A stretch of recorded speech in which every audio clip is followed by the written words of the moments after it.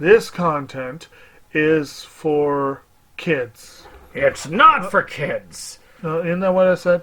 No, it's not for kids. If you are 13 years or younger, this is not for you. Do I have to kill somebody in order to actually make that point across? No, man, you don't have to kill no one. Wait a second. Oh, no. We return to our planet. The High Court may well sentence you to torture. He likes movies. We like movies. SeptumSin versus the world.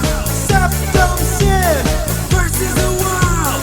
SeptumSin versus the world. SeptumSin versus the world. I'd buy that for $1.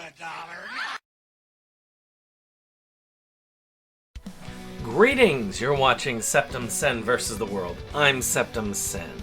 We're here with another holiday movie review as we continue our way through the Silent Night, Bloody Night franchise. Part 1 was an interesting revisit, so let's see if another revisit helps. So we're talking Silent Night, Bloody Night 2, the revival. This is directed by Dustin Ferguson, and I'm not gonna lie, first time I watched it, I hated it. No, sir, I don't like it. I think it was pretty simple. Now, let's see if a second viewing, a more thorough viewing, so to speak, because I paid a lot more attention to these than I did the first time I watched them. So the first viewing of the first one had a better score. So how did I feel about the second one? Pardon me, I'm still recovering and I still get this stuff here. And yeah. Any case, this one is an improvement over the retrosploitation version of the first film, which just has the movie on it. This has the menu and scene selection. Man, we're getting better all the time. And the grammar is correct on the back. I guess they cared more about this one. At least I'd hope. Maybe Dustin Ferguson would get mad if they messed it up like that. I don't know. But after the death in the family, siblings Angelica and James travel to a small town of East Willard on Christmas Eve to pay their respects. They stay at a homely bed and breakfast where they learn that the legend of Black Peter will be hearing that one again. Santa's vengeful brother. When they find the lost journal of Jeffrey Butler, they discover that the town has a dark history. So, the first time I watched it, I do feel like I judged it too harshly. I had not come off of, another Ferguson film that I really didn't like, Camp Blood 5. And there are so many similarities to those two films that it just turned me off right away. Now, unlike that film, which was pretty much just half clips from the previous movie, this film only has about 30 minutes of a 90-minute movie that are clips from the previous movie. Yay. But this one does have a pretty easy-to-follow plotline. It has a mystery to be solved. It does harken back to the original, which I can't say as much for the third film, so we're good on that. And they have a couple of decent-sized kills. So, some good stuff there. It didn't feel as chopped up when you added the stuff in. You did add some narrative to it. You had a narrator. And I'll admit, as journal entries go, if you hadn't watched the first film fairly quickly behind, and let's say you watched the first film and it has been a couple of years and you just went straight to the second film, you'd probably be looking forward to this because it would give you a good backdrop as to what's going on.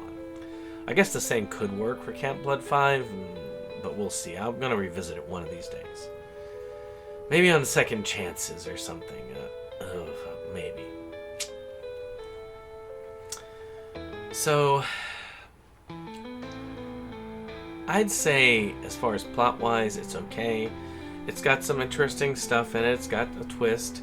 The pacing is a bit slow. I found myself nodding a bit. But I would rewind. I wasn't going to miss anything. And showing all that previous footage, especially towards the end, they just gave up and just let it all play.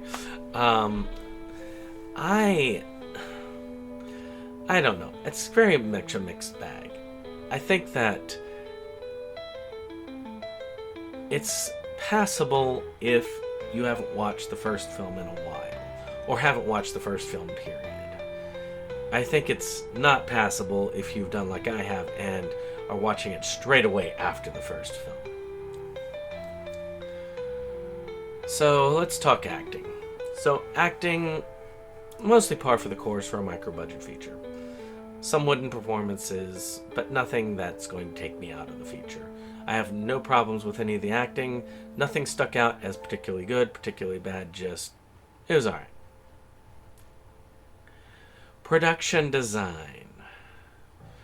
Well, with a third of the movie being filler content, you can't really count that.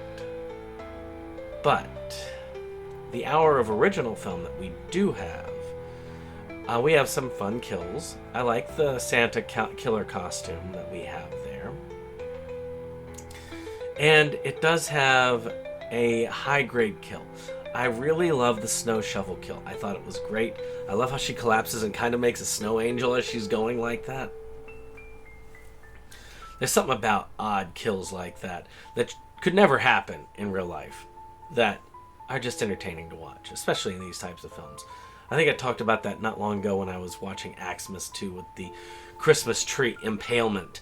That could never happen, but it's just so great. It is. And, you know, for the most part, we've got some decent blood effects and some decent kills. So, with that added to the fact that they have an okay setting, I would say that it's at a decent level. So then we go to music. Well, I mean, nothing that original there, but nothing that's taking me out of the original film or out of this. I feel like the quality is better than the original film, but I really felt like the sound mixing was horrible in the original, so, you know, take that as you will. But to me, there's nothing bad about this soundtrack, and there's nothing great about it. It's not going to be something I'd buy, but that's not really what the purpose is. Does it take me out of the film? Does it keep me in the film? I would say the latter. So finally, I'd say Silent Night, Bloody Night 2 was overall unnecessary. There may be enough additional lore for fanatical fans of the original, but otherwise, there are better alternatives to get your holiday micro-budget horror fest on. I mean, with the reused assets and slow pacing, I'd say that would be more of a skip for me, and not so much a holiday staple. So who is this for? There are people who will like this film, and probably do. There are probably people who love this film. I think that if you are a big fan of this, and you're looking for anything and everything about this, and you'd like to see how it continues, and you want to see how things play out after they bulldoze stuff, I think that that is a legitimate reason to check this out. I think if you're a Dustin Ferguson fan, you'll be used to this kind of stuff. And there's a lot of Dustin Ferguson type quirks of this film that if you love his films, I think you will get some enjoyment here. It may not be your favorite of his films, but I think you'll get enjoyment out of it here. Especially if you liked Camp Blood 5. If Camp Blood 4 and 5 are your favorite Camp Bloods, you'll like this. You'll have no problem with this. And finally, people who like to get caught up to the first film but really don't want to watch the first film.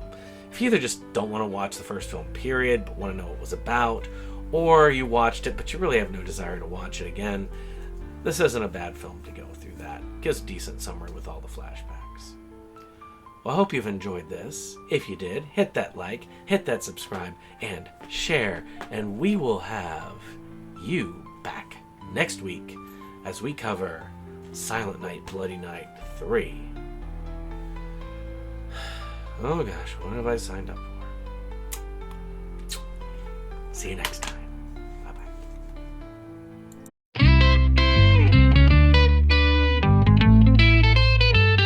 SeptumSin versus the world. It's that place for all the boys and girls. You'll feel real safe, you'll feel real warm. It's a cozy place to ride out the storm. SeptumSin.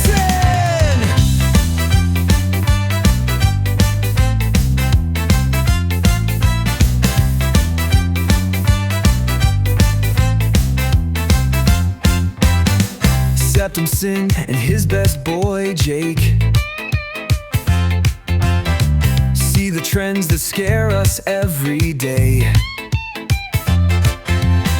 Physical media is going to the side. Doctor streaming,